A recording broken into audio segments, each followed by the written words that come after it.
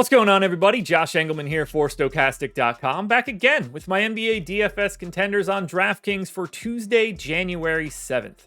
Now be sure to hit that like button, subscribe to the channel, and hit the notification bell so you know when everything goes live. Follow me on Twitter at Josh Engleman. And then the biggest thing that you can do, sign up at Stokastic. Get yourself projections, ownership, all of our Sims tools, premium Discord, and more. There's a link in the description. You can get all of that for $0 paid to us for a month, as long as you sign up through one of our affiliates, either on the Pick'em side or the Sportsbook side. But click the link. All of the instructions are there. You'll get bonuses from them. You'll get everything you need to do from us to get that free month.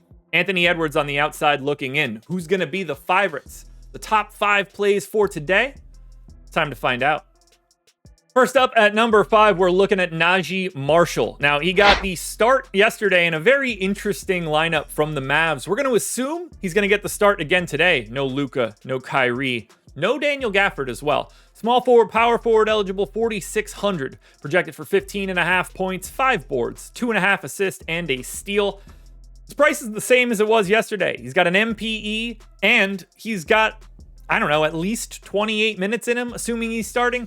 I thought he was a sneaky play off the bench yesterday. In the starting lineup, as of right now, he's one of the 5 best plays I have. Now, we don't totally know if this guy's going to be playing today, but Lauri Markkanen is in at number 4. They're already missing Jordan Clarkson, Keyonte George, John Collins.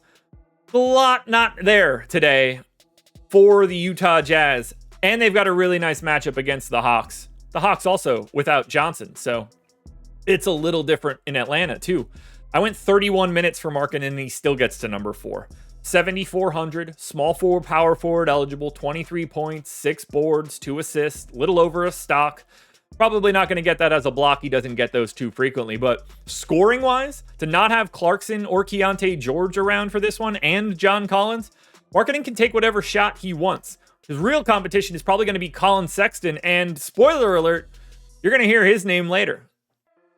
Next up at number 3, we're going to Alen Thompson. I went 35 minutes, and hell, he might even play more than that. Taking on the Wizards. You guys should know at this point, that's a pretty good matchup. Those guys stink. Shooting guard, small forward eligibility for Thompson, 6,600. 15 points, 9 boards, 3 assists, 3 stocks.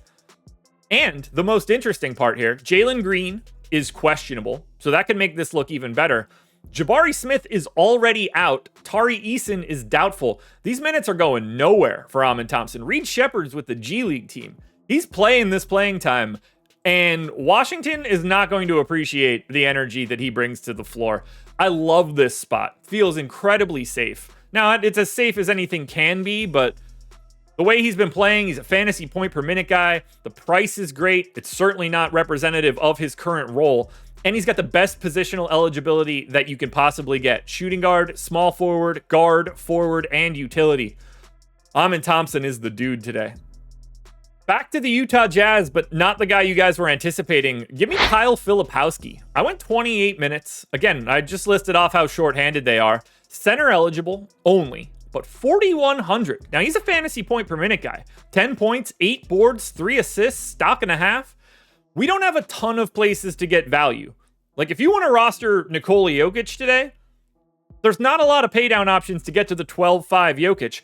One of them is a $4,100 Kyle Filipowski. But if you don't want Jokic, maybe you're trying to go to someone like Jason Tatum as a pay-up option. This is the kind of salary you'll be looking for. I do think Filipowski slides a little bit as the day goes on, as we open up more value. And this is with the assumption that he is starting today. But if we don't get Markkanen in, these minutes aren't going anywhere and could even go up. So there's a lot in the mix for Kyle Filipowski right now. But at 28 minutes, he's my second best play of the day. He's also the second best play on the Jazz.